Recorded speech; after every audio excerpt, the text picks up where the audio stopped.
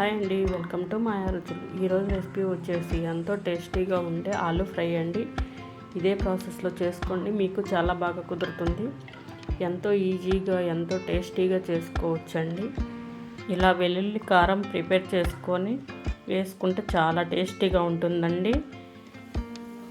ఈ రెసిపీ ఎలా చేసుకోవాలో ఇప్పుడు వీడియోలోకి వెళ్ళిపోదాం. ముందుగా 300 గ్రాములు ఆలు తీసుకున్నానండి.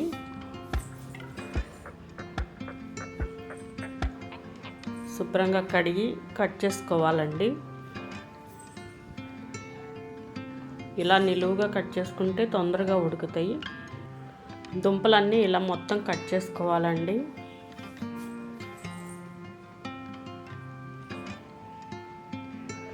ఇలా కట్ చేసుకొని వాటర్ పోసుకొని పొయ్యి మీద పెట్టుకొని ఉడికించుకోవాలి. ఇప్పుడు స్టవ్ వెలిగించుకొని స్టవ్ మీద పెట్టుకుందాం. ఇలా మూత పెట్టుకొని ఉడికించుకోవాలి. ఇప్పుడు కారం ప్రిపేర్ చేసుకుందాం. ఒక మిక్సీ జార్ తీసుకొని 2 టీ స్పూన్లు కారం వేసుకోవాలండి. 1 టీ స్పూన్ సాల్ట్ వేసుకోవాలి. 4-5 వెల్లుల్లి రెబ్బలు వేసుకోవాలి. 1/2 టీ స్పూన్ జీలకర్ర వేసుకొని మొత్తం ఇలా మిక్సీ పట్టుకోవాలండి. ఇలా గ్రైండ్ చేసుకోవాలి. గ్రైండ్ చేసుకొని మూత పెట్టుకొని పక్కన పెట్టుకోవాలి.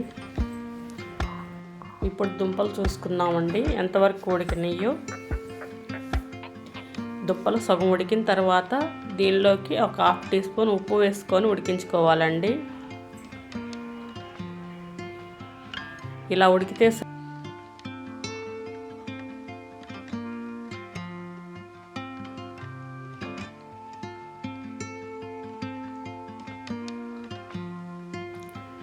వాటర్ వంపేసుకొని చల్లారిన తర్వాత ఇలా పై తోలు తీసేసుకోవాలండి.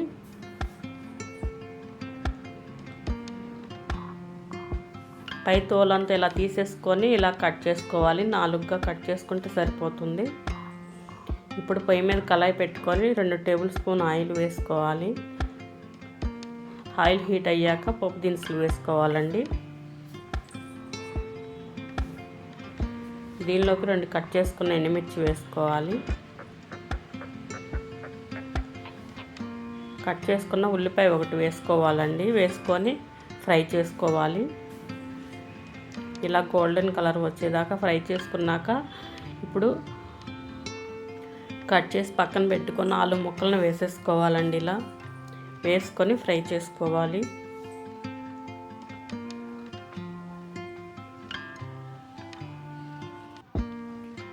దీనిలోకి 1/2 టీ స్పూన్ పసుపు వేసుకోవాలండి.